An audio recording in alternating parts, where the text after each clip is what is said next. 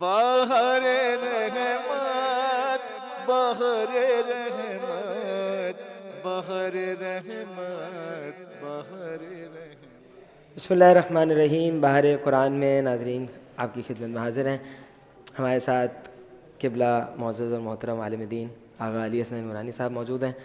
میں ان سے درخواست کروں گا کہ اس بہار قرآن میں، قرآن کی بہار کے مہینے میں قرآن کی آیت پر گفتگو کے لیے تشریف لائیں۔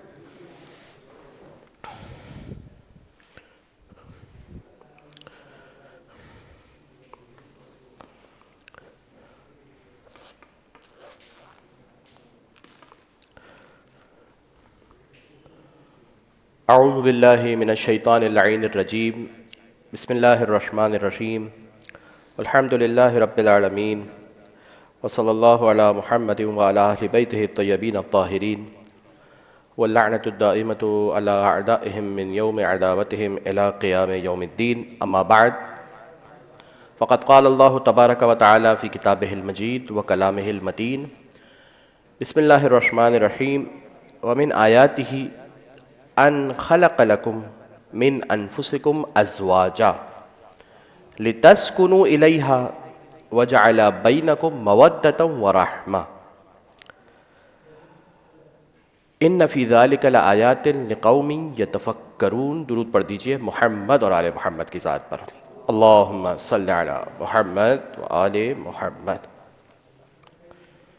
جس آیہ مبارکہ کی تلاوت کا شرف حاصل کیا، قرآن مجید کا وہ سورہ کہ جو سورہ آپ نے کل رات شب قدر کے اعمال میں پڑھا، اور شب قدر کے اعمال میں اہم ترین اعمال میں سے سورہ روم کی تلاوت، سورہ مبارکہ روم، آیت نمبر 21، ارشاد رب العزت ہوتا ہے کہ پروردگار کی نشانیوں میں سے ہے کہ اس نے تمہارے لیے تمہارے اپنوں میں سے ہی کچھ جوڑے بنائے، کچھ رشتے بنائے، کچھ پروردگار نے تمہارے لیے قرار دیے ہیں۔ لِتَسْكُنُوا إِلَيْهَا، تاکہ تم سکون حاصل کرو اور اپنی زندگی کو بہتر انداز کے اندر گزار سکو۔ دیکھیے اہم ترین آیت ہے اس اعتبار سے کہ اس آیت کے اندر پروردگار انسان کی فیملی لائف کی طرف اشارہ کر رہا ہے کہ انسان کو پروردگار نے بائی ڈیفالٹ اس طریقے سے خلق کیا ہے۔ ان خلق لکم، پروردگار نے تم کو خلق کیا ہے، اور پروردگار نے تم کو خلق کرنے کے بعد تمہارے ہی درمیان میں سے تمہارے لیے کچھ ایسے رشتے رکھے ہیں کہ جو تمہیں سکون اور اطمینان دیں گے۔ ان تمام رشتوں کے بعد، ان تمام نعمتوں کے بعد، ان تمام چیزوں کے بعد انسان کہتا ہے کہ میں تو کنوارا ہی اچھا تھا۔ تو وہ سکون کے جس کی بات پروردگار عالم کر رہا ہے قرآن مجید کے اندر، انسان تو یہ سوچتا ہے کہ بیچلرز لائف ہی زیادہ اچھی ہے، شادی کے بعد تو مشکلات بڑھ جائیں گی، شادی کے بعد تو مسائل بڑھ جائیں گے، اور آج تو بہت ہی مختلف قسم کی مشکلات شروع ہو چکی ہیں اس وقت سوسائٹی کے اندر۔ فیملی ایشوز جس طریقے سے جنم لے رہے ہیں اور جس طریقے کے کیسز ہمارے اور آپ کی نگاہوں کے سامنے ہیں، تو سوال یہ ہے کہ پروردگار تو یہ حل دے رہا ہے کہ یہ رشتہ تمہارے لیے سکون کا باعث ہے، اور ہم تو کہہ رہے ہیں کہ بھائی اس رشتے کے بعد انسان کے لیے مزید پریشانیاں اور مشکلات بڑھ جائے گی۔ تو پروردگار کا پرنسپل کچھ اور ہے، اور پریکٹیکل لائف کے اندر ہم دیکھ رہے ہیں تو وہ کچھ اور ہے۔ تو یہ دونوں چیزیں سالو کیسے ہوگی، یہ دونوں چیزیں کیسے جمع ہوگی؟ قرآن مجید پروردگار کی کتاب ہے، تا ابد، تا قیامت تک کے لیے معجزہ ہے۔ اس کے اندر جو رول اور پرنسپل بیان کیا گیا وہ فیکٹ ہے، اس کے اندر کوئی شک و شبے کی گنجائش نہیں ہے۔ لا ریب فیہ ھدی للمتقین۔ دوسری جانب سے ہم دیکھتے ہیں کہ ہماری زندگیوں کے اندر رشتہ ازدواج سے منسلک ہونے کے بعد سکون نظر نہیں آتا۔ تو یہ دونوں چیزیں کیسے میچ کی جائیں گی؟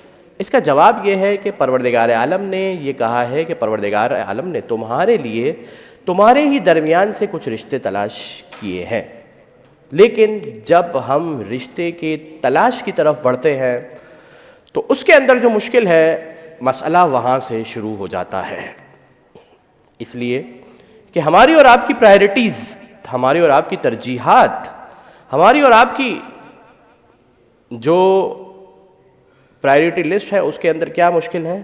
اس کے اندر ایک بہت بڑی مشکل یہ ہے کہ آپ جا کر پوچھیں کہ جو افراد ثالث بنتے ہیں، تھرڈ مین بنتے ہیں اور آ کر کہتے ہیں کہ بھائی ہم جو ہے میڈیم پرسن بن جائیں گے دو خاندانوں کو آپس میں ملانے کے لیے، آپ کبھی جائیں ان سے پوچھیں تو بہت متدین گھرانے کے افراد بھی، اگر لڑکی والا ہے تو اس کی شرط کیا ہے کہ لڑکا کماتا اتنا ہو، ایسا ہو، ایسا ہو، ایسا ہو، ایسا ہو، ایسا ہو، ایسا ہو، ایکس وائی زیڈ، اس کا قد اتنا ہو، قد کاٹ اتنا ہو، اس کی فیملی بیک گراؤنڈ ایسا ہو، اس کا پیسہ ایسا ہو، اس کی جاب ایسی ہو، وہ اتنا بینک بیلنس رکھتا ہو، اس کی گاڑی کیسی ہے، یہ ہمارا کرائٹیریا ہے۔ دوسری جانب سے لڑکے کی جو خواہشات ہیں وہ کیا ہیں، یا لڑکے والوں کی جو خواہشات ہیں وہ کیا ہیں، وہ یہ ہے کہ لڑکی کی خوبصورتی کتنی ہے، اس کا فیملی بیک گراؤنڈ کیسا ہے، یہ کیسا ہے، یہ کیسا ہے، یہ کیسا ہے، یہ کیسا ہے۔ سوال یہ ہے کہ یہ چیزیں نہیں ہونی چاہیے، کیا ہونی چاہیے؟ اس لیے کہ کوف تلاش کرنا ہے آپ کو آپ کا ہم پلہ تلاش کرنا ہے، تو ڈیفینیٹلی آپ کو اپنے اسٹیٹس کے ساتھ کسی شخص کو چننا پڑے گا۔ لیکن سکون کیوں نہیں ہے ہماری زندگی کے اندر؟ اس کی وجہ یہ ہے کہ جو چیز پرائرٹی لسٹ کے اندر سب سے اوپر ہونی چاہیے تھی وہ بالکل ہماری فہرست میں شامل ہی نہیں ہے۔ جب یہ لڑکی بیاہ کر گھر پر آ جاتی ہے تو اس کے بعد ہم کہتے ہیں اس کا اخلاق تو اچھا ہی نہیں ہے، تو بہت بدتمیزی سے بات کرتی ہے،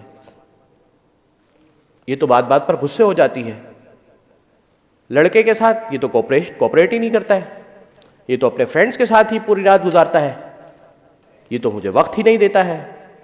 تو دونوں طرف کے مسائل، جب یہ دونوں طرف کے مسائل بڑھتے رہتے ہیں بڑھتے رہتے ہیں تو زندگی سے سکون ختم ہو جاتا ہے، اور جب سکون ختم ہوتا ہے آہستہ آہستہ آہستہ آہستہ یہ لاوا بڑھتا رہتا ہے، اور پھر اس کے بعد آ کر ایک دفعہ پھٹتا ہے کہ پھر سیپریشن تک کی باتیں آ جاتی ہیں۔ تو پرابلم کہاں پر ہے؟ پرابلم یہاں پر ہے کہ جب میں سلیکشن آف اسپاؤس کی طرف جا رہا تھا وہاں پر میری پرائرٹیز کے اندر یہ تھا ہی نہیں کہ میں یہ دیکھوں کہ لڑکا کتنا کوآپریٹ کرتا ہے، میں یہ دیکھوں کہ لڑکے کی صبح و شام کہاں گزرتی ہے، میں یہ دیکھوں کہ لڑکی کا اخلاق کیسا ہے، وہ اخلاقی اعتبار سے کس صفات کی حامل ہے۔ ٹھیک ہے، میں دیکھوں خوبصورتی کیسی ہے، پیسہ کیسا ہے، فیملی بیک گراؤنڈ کیسا ہے، لیکن جو چیزیں انسان کو پریکٹیکل لائف کے اندر آگے جا کر سکون مرحمت کرنے والی چیزیں ہیں وہ انسان کا اخلاق ہے۔ ہمارے ایک استاد اچھی بات کہا کرتے تھے، کہتے تھے کہ یہ محبت تو 2 دن کی کہانی ہوتی ہے، اس کے بعد تو کہانیاں کچھ اور ہوتی ہے۔ تو انسان جذبات کے اندر آ کر بہت سارے فیصلے کر لیتا ہے اور اس کے بعد اسے پچھتاوا ہوتا ہے۔ تو مہم کیا ہے کہ انسان اپنی پرائرٹی لسٹ کو درست کرے، دیکھے کچھ چیزوں کو، لیکن یہ دیکھے کہ پروردگار نے سکون رکھا ہے۔ اس رشتے سے منسلک ہو جانے کے بعد انسان کی زندگی میں سکون آنا چاہیے تھا۔ انسان کی سیکسول نیڈز، انسان کی سوشل نیڈز، انسان کی فیملی نیڈز اس کے ذریعے سے پوری ہونی چاہیے تھی کہ جو انسان کو سکون بخشتی۔ اور یقیناً بہت سارے ایسے خاندان، بہت سارے ایسے گھرانے ہیں کہ جو اس رشتے زواج سے منسلک ہونے کے بعد سکون حاصل کرتے ہیں۔ تو پروردگار نے بائی ڈیفالٹ اس رشتے کو رکھا ایسا ہے کہ اس سے سکون حاصل ہوگا، لیکن مہم یہ ہے اور امپورٹنٹ یہ ہے کہ ہم لوگ اس کے اندر کتنی رکاوٹیں ایجاد کرتے ہیں اور کتنے بہترین انداز کے اندر اس کو آگے لے کر چلتے ہیں۔ پھر پروردگار فرماتا ہے وَجَعَلَ بَيْنَكُمْ مَوَدَّةً وَرَحْمَةً، پروردگار نے تم دونوں کے درمیان مودت اور رحمت کو رکھا ہے۔ معذرت، اب یہاں پر پروردگار نے اس رشتے کے درمیان مودت اور رحمت کو رکھا ہے۔ 2 چیزیں بیان کی، ایک مودت اور دوسرا رحمت۔ یہاں پر مفسرین نے آ کر بات لکھی ہے کہ کیا کتاب کو بھرنا زیادہ تھا، جیسا کہ آج انڈسٹری کے اندر ہو رہا ہے کہ بھائی آپ الفاظ کو زیادہ کر لیں تاکہ کتاب کا والیوم زیادہ ہو جائے تو پھر وہ اسی حساب سے اس کی آمدنی بھی ہوگی۔ نہیں، پروردگار عالم نے قرآن مجید کے اندر نپے تلے الفاظ استعمال کیے۔ تو مودت اور رحمت کس طرف اشارہ ہے، پروردگار کس طرف لے جانا چاہتا ہے، اس پر مفسرین نے مختلف باتیں لکھی ہیں۔ میں فقط 2 باتیں آپ کے سامنے عرض کروں گا اور آپ کی زحمت تمام کروں گا۔ پہلی بات یہ لکھی کہ دیکھیے محبت کا تعلق انسان کی محبت اور قلبی رشتے سے ہے، یہ پروردگار نے رکھا ہے اس رشتے کے اندر، اور اس کے ساتھ ساتھ رحمت بھی رکھی ہے۔ زندگی کا ایک ایسا فیس آتا ہے انسان کے پاس کہ پھر یہ محبت ختم ہو جاتی ہے، اس کے بعد انسان کی ہمتیں ختم ہو جاتی ہے، پست ہو جاتی ہیں، بڑھاپے اور بزرگی کی طرف چلا جاتا ہے۔ اس کے بعد محبت نہیں، اس کے بعد رحمت۔ یہ وہ چیز ہے کہ جو ایک دوسرے کو ساتھ لے کر چلتی ہے، یہ وہ چیز ہے کہ جو ایک دوسرے کو آگے بڑھا رہی ہوتی ہے، ایک دوسرے کو ساتھ دے رہی ہوتی ہے۔ اس لیے کہ وہ جو محبت کے کرائٹیریاز تھے وہ تو جوانی میں بہت موجود تھے، لیکن اب جیسے جیسے بڑھاپا آ رہا ہے تو یہ تو سب چلا گیا، وہ خوبصورتی، وہ شباب، وہ جوانی، وہ سب چلی گئی۔ تو اب کیا بچا؟ اب مودت نہیں، اب رحمت بچا. تو پروردگار نے مودت بھی رکھی ہے اس رشتے کے اندر، رحمت بھی رکھی ہے اس رشتے کے اندر کہ یہ دیر پا ہو جائے گا. اور دوسری بات یہ کہی کہ یہ مودت آپسی تو ہے، لیکن بچوں کی تربیت کے اندر کہ کس انداز کے اندر میوچل انڈرسٹینڈنگ کے ساتھ اس بچے کی تربیت ہوتی ہے، اس کے اندر مودت سے زیادہ رحمت جو ہے وہ کار فرما ہوتی ہے. وآخر دعوانا الحمدللہ رب العالمین وصلی اللہ علی محمد وآلہ الطاہرین. اللہم صلی علی محمد. بہر رحمت بہر رحمت بہر رحمت بہر رحمت.